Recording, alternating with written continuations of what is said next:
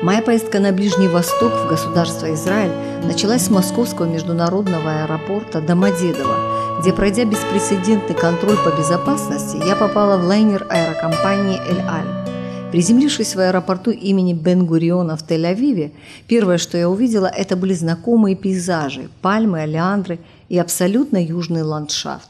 Однако жара явно отличалась от нашей, она была просто яростной. Итак, передо мной была земля обетованная, та самая земля, текущая молоком и медом, которую Господь обещал Моисею и сынам Израилевым. Земля раздора, из-за которой вот уже сколько десятилетий льется кровь. И потому в нашем сюжете не обойтись без историй. Согласно Ветхому Завету, землю ханаанскую, называемую Палестиной, Бог дал во владение праотцу Израиля Аврааму. История древнего Израиля – это история народа, живущего между войной и миром. Как считают сами евреи, за грехи перед Богом избранный народ был рассеян по всему миру.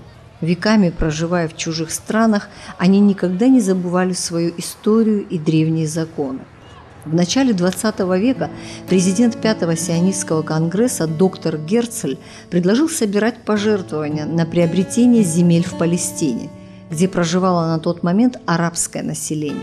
К 1947 году общая площадь выкупленной земли составила более половины нынешних израильских территорий Палестины, а в 1948 году было провозглашено государство Израиль. Со дня его основания сюда приехали из других стран 20 миллионов репатриантов. За прошедшие 58 лет они превратили неплодородную пустынную землю в оазис изобилия. Современное государство Израиль представляет собой смесь социализма и капитализма. Здесь очень сильны профсоюзы, существует государственное медицинское страхование и сильное социальное обеспечение. В Израиле очень велик уровень налогов. Связано это с тем, что государство вынуждено нести огромные расходы на содержание армии. Армия обороны Израиля, Цахал, считается одной из самых боеспособных армий в мире. Служба является обязательной для всех. Мужчины служат 3 года, женщины – 2 года. На улицах городов часто можно встретить молодежь в военной форме с автоматами в руках. Военный бюджет Израиля составляет 30 миллиардов долларов, что больше половины всего государственного бюджета страны. Экономика страны базируется на сельском хозяйстве, обработке алмазов, промышленности, туризме, военной и авиационно-космической промышленности. Здесь выращивают практически все виды фруктов.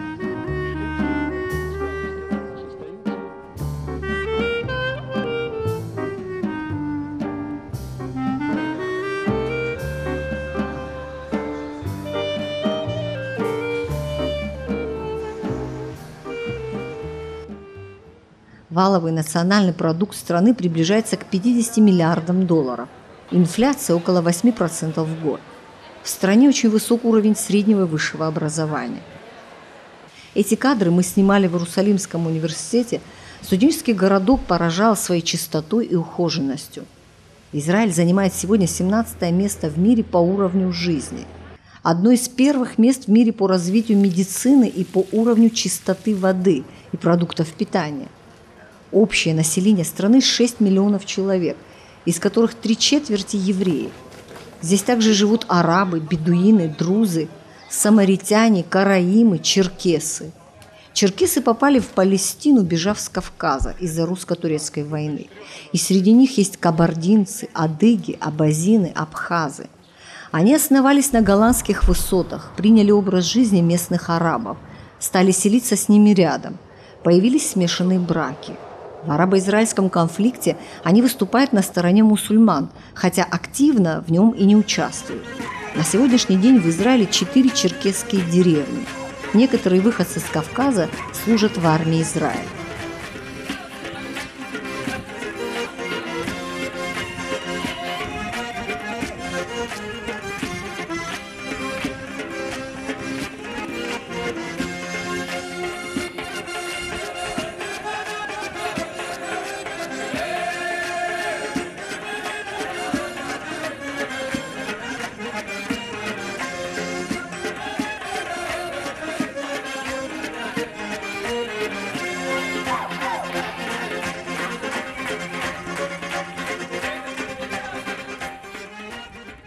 Несмотря на то, что страна маленькая, в ней есть все климатические зоны.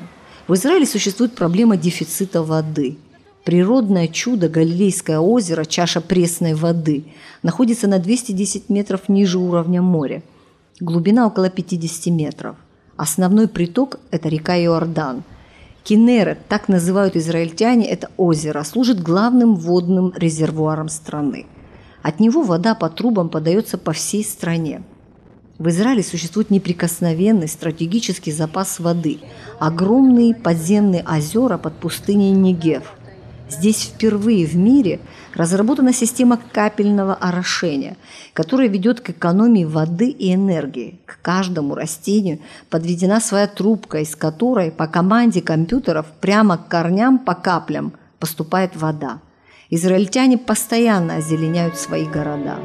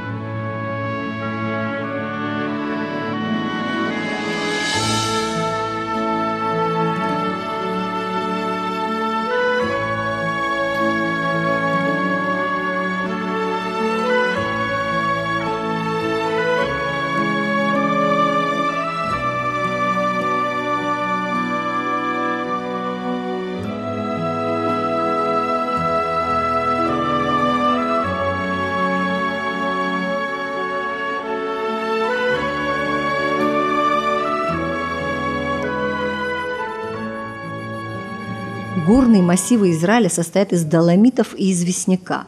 Правительством страны был принят закон, по которому все дома строятся только из этого материала. Поэтому все постройки выдержаны в едином стиле, в одном цвете. И все это, на мой взгляд, очень гармонично вписано в растительный ландшафт. Здесь вы не увидите рекламные щиты, растянутые баннеры. Израильтяне слишком любят свою историю, чтобы в угоду модным тенденциям менять облик городов. Иерусалиму уже 3000 лет, однако мало что изменилось в его архитектуре со времен основания. Иерусалим – город 3 мировых религий. И действительно, в центре старого города буквально на одном пятачке стоят 3 святыни – христианский храм Гроба Господня, мусульманская мечеть Алякса и западная стена разрушенного иудейского храма Стена Плача. Вот такое переплетение культур. И все бы хорошо, если такое соседство не было бы камнем преткновения. Но, к сожалению, все здесь дышит непримирением друг к другу. Мы на главной площади Иерусалима. Лев, стоящий на задних лапах, символ этого города.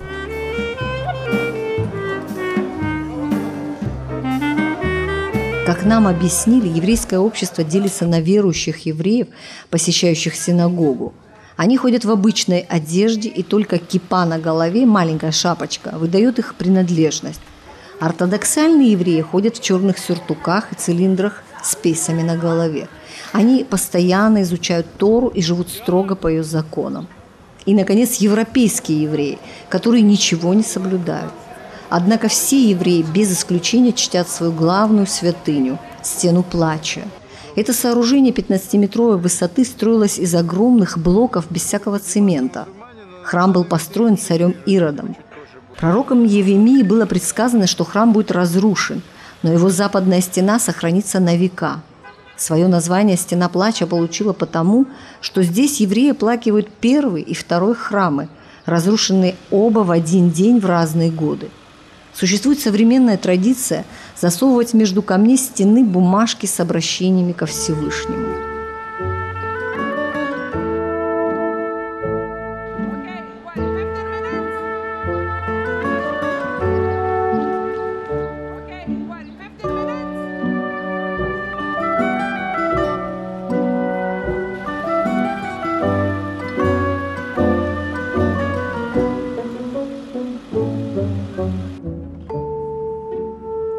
А вот так выглядит еврейское кладбище в Иерусалиме. Дело в том, что людей здесь хоронят в каменных гробах. Тело засыпают землей и накрывают плитой. Ведь евреи верят в то, что, когда придет судный день, посланник Господа взойдет на храмовую гору, зазвучат трубы, из могил восстанет весь народ израильский, и каждый получит свое. Кто-то отправится в гиену огненную, а кто-то увидит славу Божию. И потому земля на храмовой горе стоит очень дорого.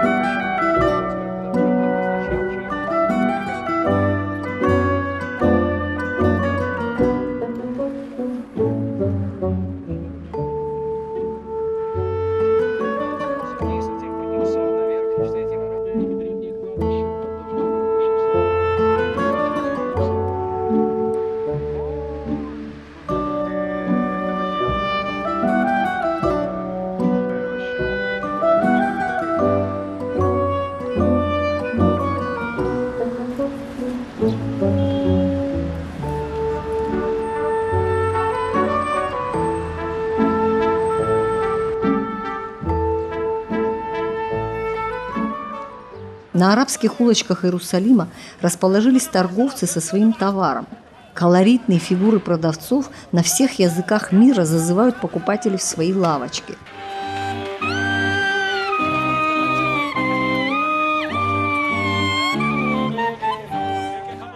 Здесь вам предложат христианские кресты, старинные иконы, благовония, мусульманские четки, женские хиджабы, еврейские мезузы и многое другое на любой вкус.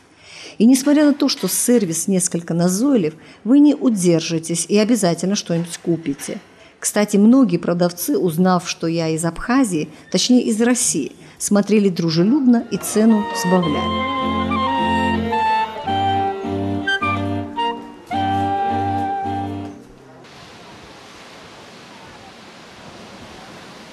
Берега Израиля омываются Средиземным, Мертвым и Красным морями. Средиземное море очень похоже на Черное, правда, оно в 2 раза соленее и теплее. Здесь расположен древний город Кейсария. Он был центром христианской культуры на заре христианства. Римский театр в Кейсарии построил царь Ирод. Театр рассчитан на 4-5 тысяч посадочных мест. Ближе к морю ведутся раскопки грандиознейшего ипподрома.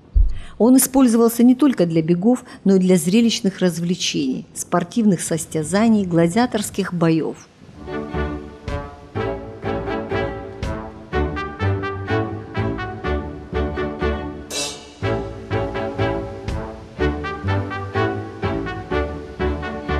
В Кейсарии находился один из самых больших амфитеатров Иудеи. Хлеба и зрелищ требовали зрители, сидя на этих каменных ступенях. Дальше идет дворец, в котором жил Понтий Пилат. В нем были бассейны, фонтаны, каналы, внутренние и внешние дворики. Сегодня своей западной частью дворец ушел в море после одного из землетрясений. Рядом со дворцом остатки купалин, посреди которых стоит один столб, знак того, что выстроены купальни были Иродом Великим, как бы его печать. Город Кейсария был построен Иродом Великим, как римская столица провинции, как большой морской порт того времени. Кейсария постоянно разрушалась и заново отстраивалась. Именно здесь находится знаменитый дворец легендарного римского прокуратора Иудеи Понтия Пилата. Выше ипподрома в новых раскопках реставрация больших римско-византийских бань с хорошо сохранившейся мозаикой. Она чем-то напомнила мне знаменитую пицунскую мозаику.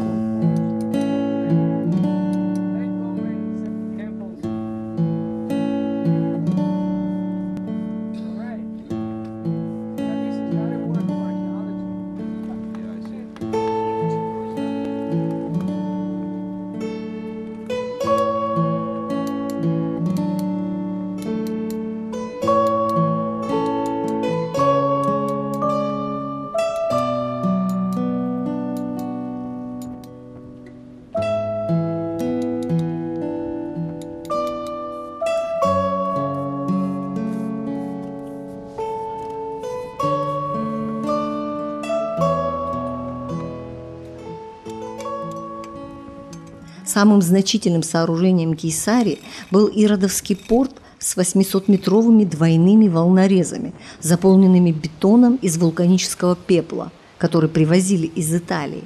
Современная Кесария, городок вилл на берегу моря, считается довольно престижным местом.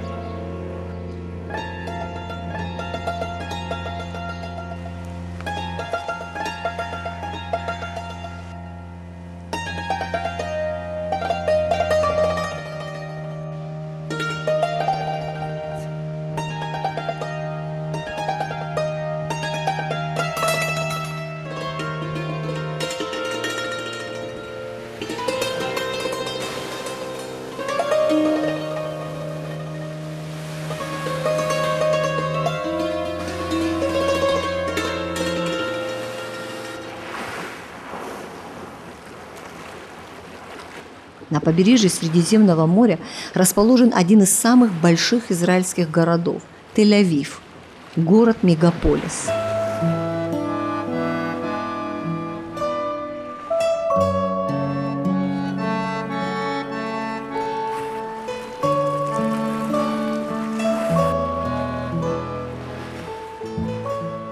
Рядом с современным Тель-Авивом находится один из самых древних городов не только Израиля, но и всего мира – город Яффо. Легенда относит его происхождение от одного из сыновей Ноя, Яфета, который построил здесь свой самый южный порт сразу после всемирного потопа.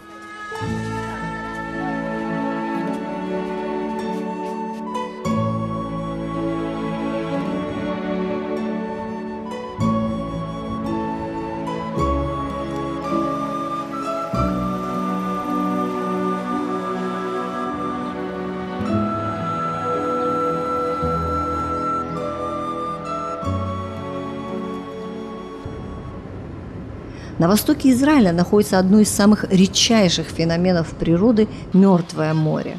Оно находится в самом низком месте суши на всем земном шаре. Лежит на 404 метра ниже уровня Мирового океана. А оно находится в самой глубокой впадине, Иорданской впадине. Когда-то в библейские времена его называли соленым или содомским. Мертвым его стали называть в византийские времена. Дело в том, что уровень солености здесь настолько высок, что жизнь практически невозможна. Около 30%, 32% солености.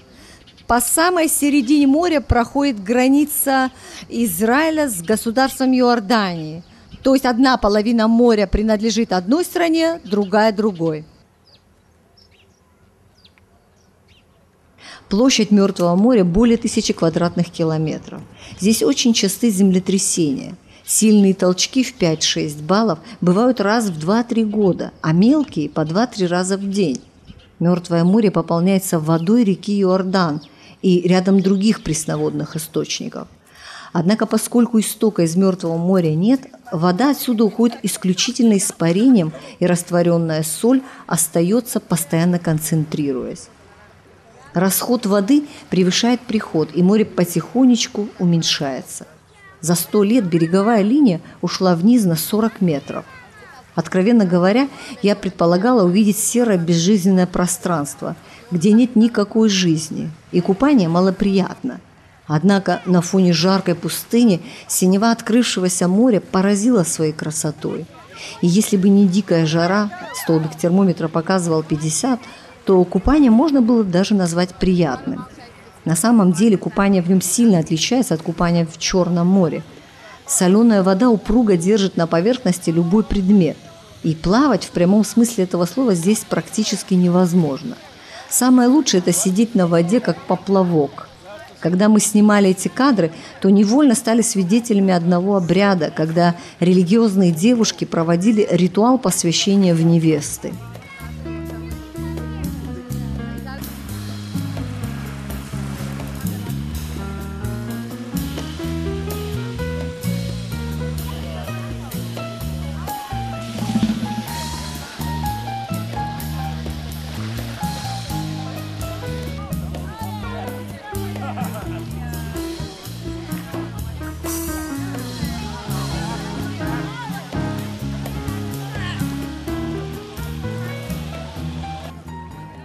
В Израиле производят знаменитейшую косметику на основе уникальной грязи и воды Мертвого моря. Она так и называется – косметика Мертвого моря. Здесь же, купаясь в море, с его дна можно взять глину и произвести сеанс грязелечения. Вода в пустыне Негев – дефицит, и расходуют ее здесь с разумной экономией. Желающие обмыться подходят к душу и дергают за веревку. В ответ на тебя проливается небольшое количество влаги под большим напором, однако достаточное, чтобы смыть с тела соль. Говорят, что временами морские волны выбрасывают на берег рыбешек, имевших неосторожность заплыть сюда из реки Иордан.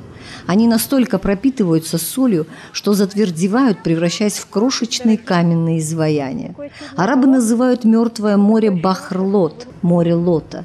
Ведь именно здесь разыгралась одна из самых знаменитых библейских драм. У южной окраины Мертвого моря стояли города Содом и Гоморра, жители которых жили неправедно, грешили как только могли. Один из грехов позже даже назвали по имени города – Содомский грех. Всевышний решил уничтожить эти города со всеми их жителями, дабы другим неповадно было. Дождь из серы и огня стер с лица земли провинившиеся города. И только праведнику Лоту с семьей было позволено покинуть город. Однако сказано ему было уходить, не оглядываясь. Жена же его оглянулась и обратилась в соляной столб. В массиве горы Содом и сегодня показывают соляную фигуру, обращенную лицом к Мертвому морю, туда, где когда-то стояли злосчастные Содом и Гоморра.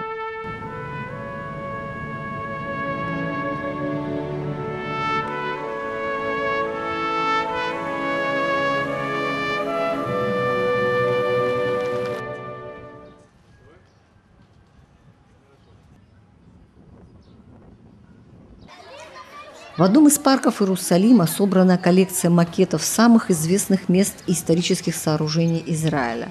Известные христианские храмы, мусульманские мечети, иудейские святыни, города в миниатюре, аэропорт и многое другое. Все макеты сделаны в масштабе 1:50, так что всю страну можно увидеть в течение 2 часов. В конце нашей передачи мы предлагаем вам посмотреть этот мини-Израиль.